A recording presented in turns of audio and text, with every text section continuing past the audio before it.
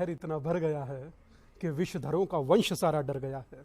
और कल सुनोगे आदमी के काटने से रास्ते में सांप कोई मर गया है। तो मैं बड़ा हैरत में पड़ता हूं, इसी देश में, इसी राज्य में छोटे से झगड़े पर उलेमाओं को प्लेन भेजकर बुलवाया जाता था चार्टर्ड लखनऊ, तब कोई कुछ नहीं बोलता था। कितनी मस्जिदें बन गई उत्तर प्रदेश में, कोई एक शब्द नहीं बोला।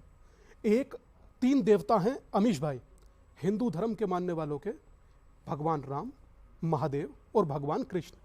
ये हम लोगों की आस्था का केंद्र ही नहीं, हम लोगों के दिल में धड़कने वाली धड़कन जैसे टक टक टक टक जो करती है ना, वही। और शिव हमारे शीश हैं दादा, राम हमारे प्राण और कृष्ण हमारी प्रज्ञा है। और जब अपने ही प्राण को देखकर प्राण प्रसन्नचित हो रहा है तो मुझे ये पीछे का ये छाया चित्र याद आ रहा है। अटल जी के वो शब्द के धरा को प्लेन करना होगा, अडवाणी की वो रथ यात्रा और उसके सारथी बने आज वो योद्धा जिसके कार्यकाल में ये बना।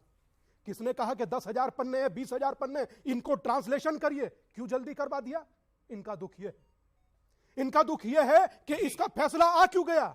इसका फैसला तो भी और बाद में आना चाहिए था। कपिल सिब्बल के शब्द भूल गए, आप लोग भूल गए, ये याद है। और महात्मा गांधी की विवेक भाई ने बड़ी जबरदस्त बात की कि महात्मा गांधी ने तो पता, महात्मा गांधी को कोट कर रहे थे।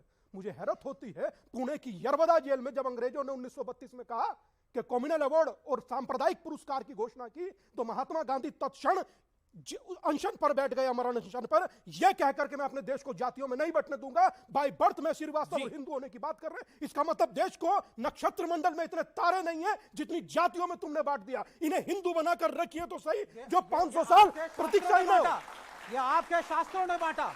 मुझे मैं ब्राह्मणवादी व्यवस्था में बांटा। मैं डंके की चोट पे कहता हूं अमित भाई, मैं आचार्य जी इन्होंने बात करी उस आपने व्यवस्था ने बांटा जिसमें आप कहते हैं पूजा कराने का, पुजारी बनने का अधिकार एक स्पेशल जाति को मिलेगा, बाकियों को नहीं मिलेगा। विवेक भाई एकदम उस जाति की उस जातिवाद की काट भी रहा है। 1 मिनट दादा रुकिए, 1 मिनट। किस शास्त्र में लिखा है? शास्त्र का बताइए, रेफरेंस दीजिए।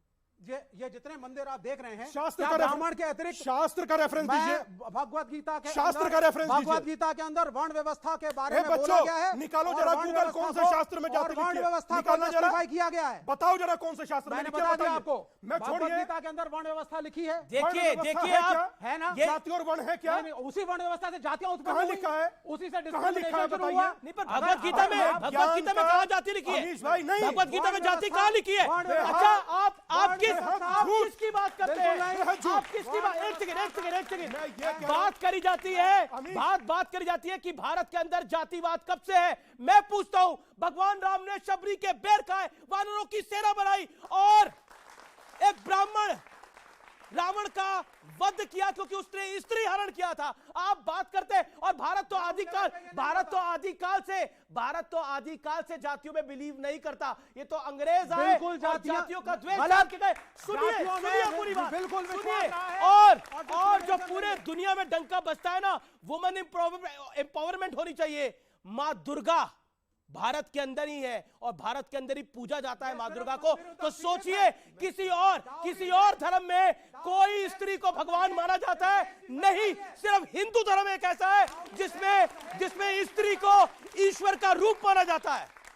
ये फैक्ट है सर। सती प्रथा इसी देश में थी तो गलत थी ना? विवाह इसी देश में था, इसी धर्म में था, तो हटाई गई ना? दहेज प्रथा आज भी है, डाउरी टैक्स आज भी है, तो हटाई गई इसी समाज में है, इसी धर्म में है। बाकी लोगों को भी आने दीजिए। स्वामी 30 सेकंड मुझे बोलने दीजिए, मेरा ही विषय है। बस एक बार इतनी सी कहना चाहता हूं, किसी शास्त्र में जाति का जिक्र नहीं है, ये आप सब लोग याद रखिएगा।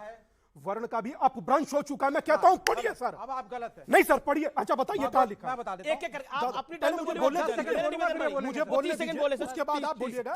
ये जिक्र कर रहे हैं श्रीमद् भगवत गीता, अध्याय नंबर 4, श्लोक नंबर 13, पन्ना नंबर 176, चातुर्वर्ण मया सृष्टम गुण कर्म विभाग्यशः। इसका अर्थ है कि गुण और कर्म के आधार पर मनुष्य का आकलन होगा, जाति के आधार पर नहीं। वो भी गलत पेश करते हैं आप लोग। ठीक है, तो शदाब चौहान, रामलला का मंदिर बनना है और नेताओं के बयान आ रहे हैं। क्या आपको लगता है बीजेपी ने तो कुछ भी छुपाकर ढककर नहीं करा, ऐलानिया करा? बीजेपी के मैनिफेस्टो में एक बार ही नहीं कई बार रहा। ऐसा तो नहीं था कि बीजेपी छुपा रही थी कि हम रामलला के, ये तो पता ही था कि बीजेपी की सरकार अगर फुल मेजॉरिटी से आएगी तो 370 भी हटेगा, चाहे कोई कितनी छाती पीट ले। राम मंदिर भी कोर्ट के निर्णय के बाद बनेगा, कोई कितना भी रोग आ ले।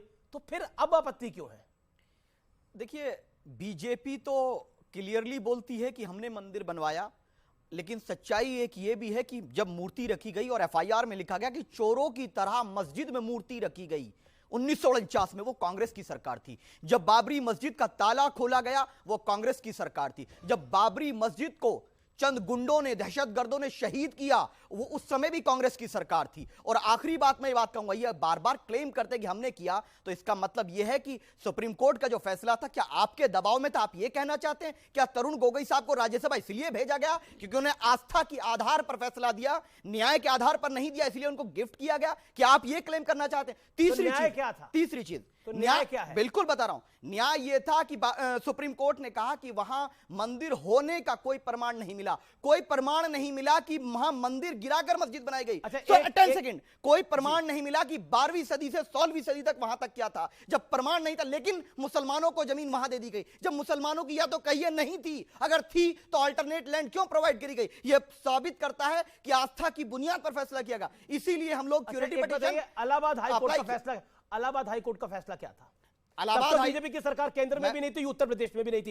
इलाहाबाद हाईकोर्ट का फैसला क्या था? व्यूअर्स ध्यान से सुनिए, क्या था इलाहाबाद हाईकोर्ट का? इलाहाबाद हाईकोर्ट ने 3 पार्ट्स में डिवाइड किया क्या था। क्या फैसला? तीनों पार्ट्स में नहीं, मेन चबूतरा किसको दिया था? मेन चबूतरा किसको दिया था? तो हम सुप्रीम कोर्ट गए। मेन चबूतरा किसको दिया था? तो फिर तब किसका दबाव था? सुप्रीम कोर्ट गए ना सर, सत्य को एक्सेप्ट करना पड़ेगा ना। 10 साल पहले भी कोई नहीं छुपा सका, और एक 500 साल पहले भी कोई नहीं छुपा सका। आस्था सुनिए, तो कैसे कोई बदल देगा? श्री राम से ज्यादा जितना प्रेम मैं कर सकता हूं, शायद आचार्य जी इसलिए नहीं कर सकते। उन्होंने कहा, आपने भी कहा कि ब्राह्मण का वध किया था, और परशुराम जी से भी क्या मसला था? क्योंकि हमेशा कभी ब्राह्मण नहीं चाहते कि क्षत्रियों का राज कायम हो, इसीलिए क्षत्रिय को प्रधानमंत्री नहीं बनाया गया। कंफ्यूजन डाल दिया आपने। पूरा आपका प्रेम क्यों? आप भगवान राम से प्रेम आपसे ज्यादा कोई क्यों नहीं कर सकता? कारण मतलब कारण यह है कि श्री राम का और हमारा पारिवारिक आस्था आपकी हो सकती है, आपका सम्मान है, लेकिन मेरा रिश्ता पारिवारिक है। तो बदल क्यों गए फिर? कहां बदले हैं? मैं परिवार को मान रहा हूं।